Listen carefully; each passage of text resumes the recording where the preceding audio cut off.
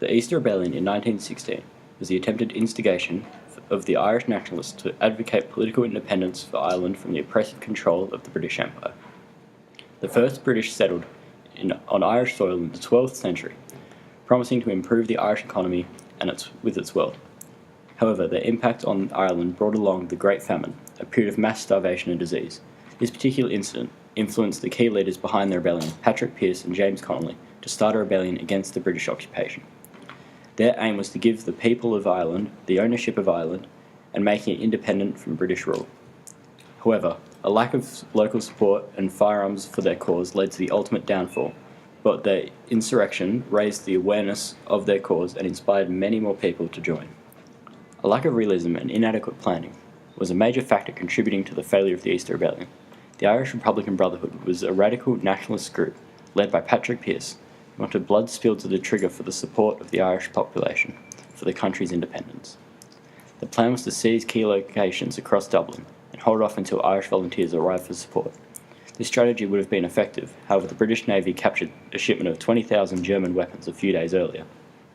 This incident led to the postponement of the rebellion to Easter Monday, causing much confusion amongst many of the volunteers. And as a result, a small number of insurgents turned up and to effectively carry out the plan.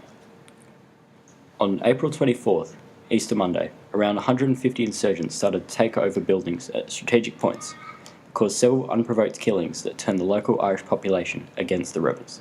This became a huge disadvantage to the rebellion, as the local population shifted their support to the British troops, those whom were provided with food and water. Despite the insurgents' efforts, they were outnumbered and outgunned, with over 12,000 British troops successfully isolating the rebel positions. 6 days on, Patrick Pearse signed an unconditional surrender to the rebellion, and it all came to an end. The aftermath left over 400 rebels and civilians dead, and around 2,000 wounded. The casualties tarnished the reputation of the rebels, as the local population laid their blames on them. The Easter Rebellion had a profound effect on the course of Irish history. Although the failure of its uprising led to the execution of the key leaders, including Patrick Pearse and James Connolly, it was a strategic victory as it shifted much of the public opinion in favour of the rebel cause, whilst influencing others to join the organisation. Serious hostilities against the British were persistent, and there was still an anti-British sentiment. This continued until 1921, when the Irish Republicans negotiated a treaty in London to claim Southern Ireland as an independent partition. However, North Ireland is still part of the British Empire. The political situation of countries around the world has caused countless conflicts and taken away many lives in the name of allowing economic and political freedom.